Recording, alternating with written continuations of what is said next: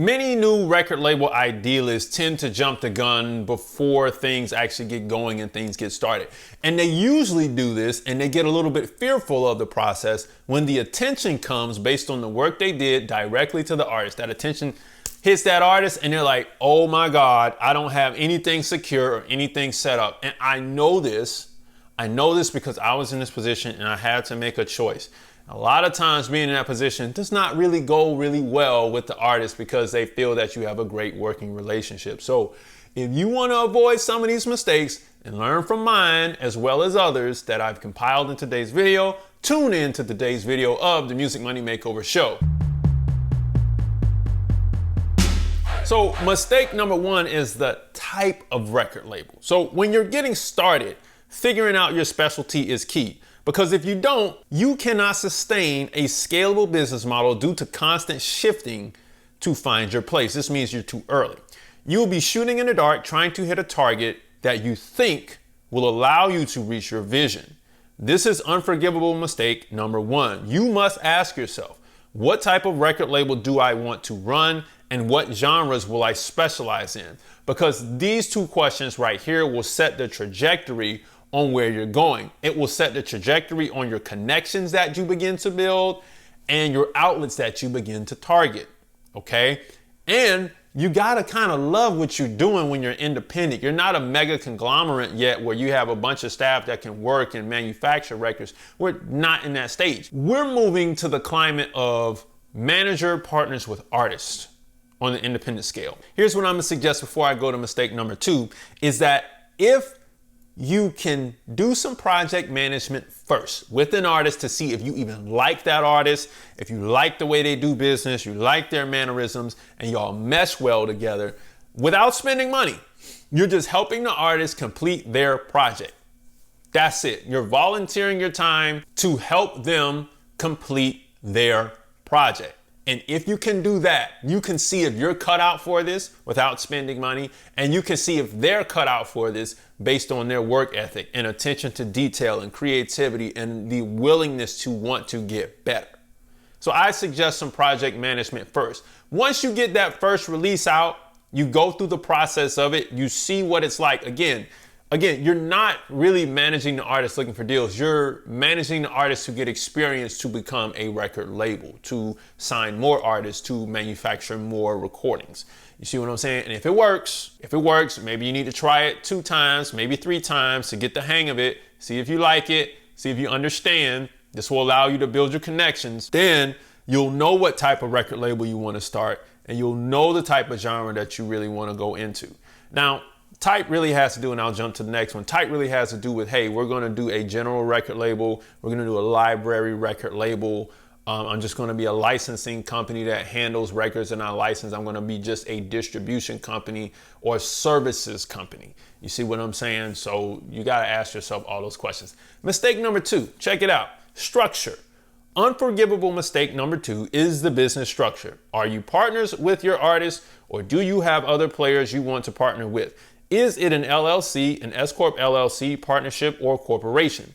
In my course, a 60-day record label, I state this and warn you about this in the second video of the course. I state this because this is very important. You want to be sure about how you will structure things in the beginning, because running it is a task in and of itself. You must ask yourself, how will I structure the business? Who are my partners? And how long will it take my partners and contractors to get in place? The structure, the legal structure, really depends on kind of the cash flow and if you're partnering with the artist. So let's say you got a manager who wants to partner with the artist. Y'all form a partnership LLC, right? And then the contract that you form under that is the operating agreement, okay, on how y'all do business. So it's going to be a little bit different than a management agreement. If you're a bunch of partners who come together who put in capital, you may want to start an S-Corp because you know that you're not really going to make any money from it in the beginning. But if there's money that needs to be pulled out, it will actually secure the money inside of the business, and the tax penalty will hit you, or the tax evasion will rather hit you. So you know you're not going to, you know that the partners are not going to jump over that. So that would be a good structure, but only if those partners actually work. And on the other side, the single member LLC would work if the artist will not be a partner with you and they'll have a separate manager and all of that. So you got to determine the structure and the partners. That's mistake number 2. Not doing that in the very, very beginning can kind of set things off the wrong way because it throws your contract off, which I'm going to get to in a minute. Mistake number 3 is the capitalization. It's all about money, money, money. And you're going to need a lot of money to run a record label. It's very capital intensive. So before you start, you'll need to develop a plan for how you're going to increase your capital over time, because many will not have the capital to sign artists traditionally. So the question is, how am I going to capitalize this business? And you know how I feel about credit. You know this, right? The capitalization is key. Credit doesn't necessarily do well when you're just getting an artist off the ground. You're gonna need some funding. So whether it be the artist putting in money or you putting in money, you're gonna need cash that doesn't have interest tied to it. But when you're ready for the interest, then that's when you bring in your credit. And how you're gonna do that. Who's gonna be responsible? Who's gonna foot the bill? Are you and the artist gonna partner in a partnership? Are you gonna run the single member LLC? Are all the partners gonna chip in on the S Corp? How is it gonna work? You see what I'm saying? That's what we gotta ask. How are we gonna capitalize this business? And a lot of times what'll happen is you'll take the closest funding source you got to you, and you'll keep swiping, keep spending, and the next thing you know, you spent all this money and you didn't account for it. Which reminds me, we gotta go to mistake number 4. Check it out. Mistake number 4, testing and kicking the tires. Never sign or commit to an artist without testing records or at most one project first. This will show you what they are capable of and what you're capable of. If after testing everything, things look pretty good and promising, you can move forward. And though this is a lost art, testing the product's potential will be the place where you make your first commitment. So, have I tested the music I want to release is the question. Have I recorded the demo records on the artists I want to sign? Have I tested the demos with a focus group? And if those demos are pretty good, then we know that the artist is ready. If that artist is not seasoned in the studio, but they have potential, but you're not ready to deal with potential and build from a potential standpoint, this is probably where you're not going to want to be. I'm not saying that every artist is, top tier when they're starting. They have to want things to be better for themselves. They have to be bettering themselves every time they come into the studio. You're watching for that. And if the potential shows, but they also have the work ethic to make themselves better, then we can work with that. You get what I'm saying? And if you test a record with a focus group, meaning like you got some industry friends like myself, or you got some DJs or people who can really give you an honest opinion, and the records work, then you know you got something. You should probably stick with it, right? So you want to do that. All right, so let's go to number 5, procedure. This is mistake number 5, the contracts. Do I have a course of action that I'm going to abide by to increase the value of the assets that I'm producing? Meaning the contract, all right? Do I have a transference of ownership agreement, meaning the contract? Does the asset have obligations to the labor? Okay, the asset is the artist in this case, the artist's labor that I'm signing them for. Does the asset have obligations to the labor I'm signing them for? And this all means the contract. So the main question I'm asking is, do I have a standard contract I'm going to use for artists and producers? If I'm starting a record label, do I have that? I have to understand what I'm obligated to with them. They have to understand what they're obligated to with me. And we both have to be in agreement on this contract, especially if you're brand new. If you're brand new, you don't want to obligate yourself to too much. And if you're a new artist, also, you don't want to obligate yourself to too much as well, because you don't know if this person will work out for you. So you always want to have some type of contingency in place, whether it be an exit clause or clauses in favor of the artist for breach and clauses in favor of the financier for breach. And then on top of that, if you all are partnering in a partnership LLC, you want to have those contingencies in place in the operating agreement. You see what I'm saying? So the contract is necessary. It's very, very necessary. What if I tested the records, but the artist doesn't want to continue? Make sure you own what you paid for and promote it. If the artist doesn't want to continue with them or with you, let them go. It's too early to get them tied up in sunset clauses. But if the first round goes well, then you may want to negotiate some type of percentage from future deals. So I'm just saying, if it's early, things went all right, but maybe there was some things that were off that you just weren't feeling good about. And it's like, yeah, this is not really worth it for me to continue. I'm going to bow out. Then bow out. Don't tie them up. Because people tie up artists all the time. And when they tie up these artists, it prevents, the universe from having a creative soul here that can actually get some things done. So don't do that with artists, tying them up and you know that you're not going to do anything. That's like saying, I got a contract on you, and I know people who do this. You'll tie them up on a contract, and even if you don't do anything with them, if they continue to do their music career because they think that things are over with you, they're going to go somewhere else and do something somewhere, they pop up as themselves, and then you pop back up with a contract that says, haha, I own your labor on this contract, you can't do a deal, I gotta sue your record company. That then makes your record company very upset with you because you told them you weren't under contract and now you are under contract. They may shelve you or drop you because they're not gonna pay this person who wasn't there in the negotiation process with their contract, and they'll end up ruining your career, maybe 98% of the time. Let's keep going.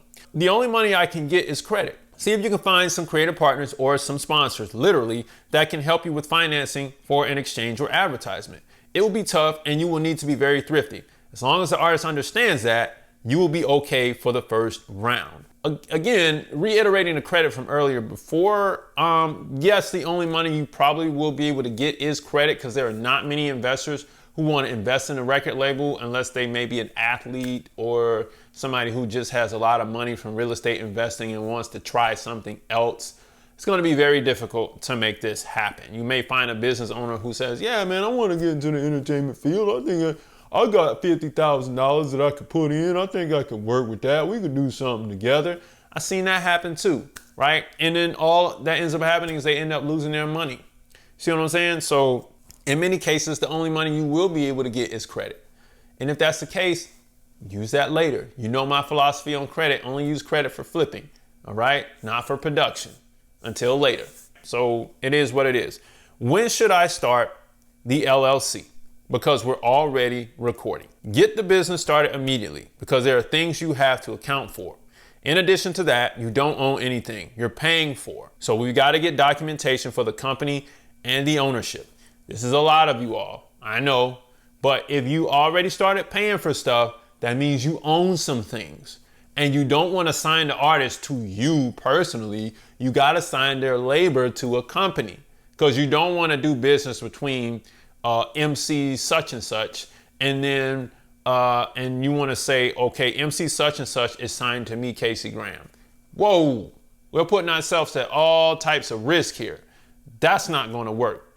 We got to have an agreement with the company and the artist so that the stuff that the artist produced, we paid for, we own the rights go to the company, and we have exclusive access to the recording services from the artist. That LLC is going to be necessary for our corporate veil, which I mentioned in the 60-day record label or the book, and it's going to be necessary for the preamble of the contract to know who the contract is between, like I was saying earlier. So that's why we need the LLC. It's not just, oh, start an LLC here, start with, no. We legally have to do business with that. So we don't put ourselves at risk of the idiotic things that will happen in the music industry with the artist. So therefore, if you need that, then you're probably going to need what I'm about to talk about. I made a course called the 60-day record label. It's beneath this video. It helps you get your record label started in 60 days or less with the foolproof step-by-step process. If you want it, get started today beneath this video.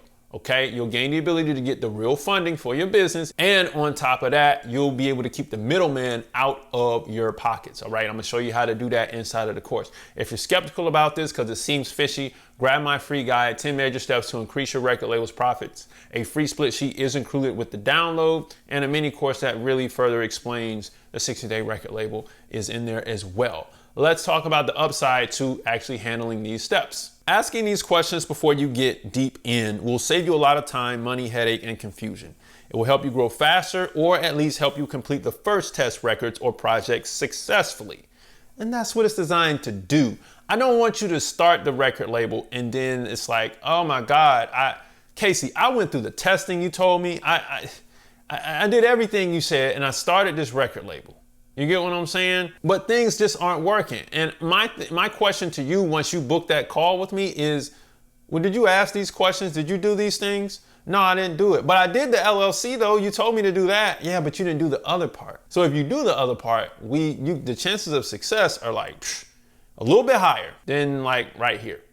But here's the downside. All right, ignoring the questions will set you back further than you can see because the troubles that are about to be in your way, you've never seen them before. Trust me, I know they're coming. The number one trouble that's going to be in your way is somebody's going to swoop in and grab that artist from you. Number one trouble that's going to be in the way because it was all love.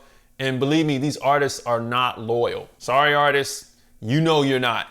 Nearly 90% of the artists are not loyal. Or maybe 85% of these artists are not loyal to you. They're loyal to the money because they will make a sacrifice to get that money. That's what they're trying. They ain't loyal to you. If you ain't got the money, they're going elsewhere. Now, I'm not saying, like I said earlier in the video, you tie them up with labor. But what I'm saying is you want to make sure that if things go well, you have them under contract. And if somebody wants to pick them up, then you have that contract and you can move that contract over to the new parties that can actually help this artist actually grow. Okay? It's the number one mistake. But if you want to actually be successful with the record label, you now got a few steps to help you out and a few questions to ask yourself so you won't have to worry about those unforgivable mistakes. Music Money Makers, if you make music, you should always make money. Log on to musicmoneymakeover.com. Jump into the 60-day record label course beneath this video. Grab the free stuff beneath this video. Book a call on musicmoneymakeover.com. And guess what? I'll see you next time. Peace.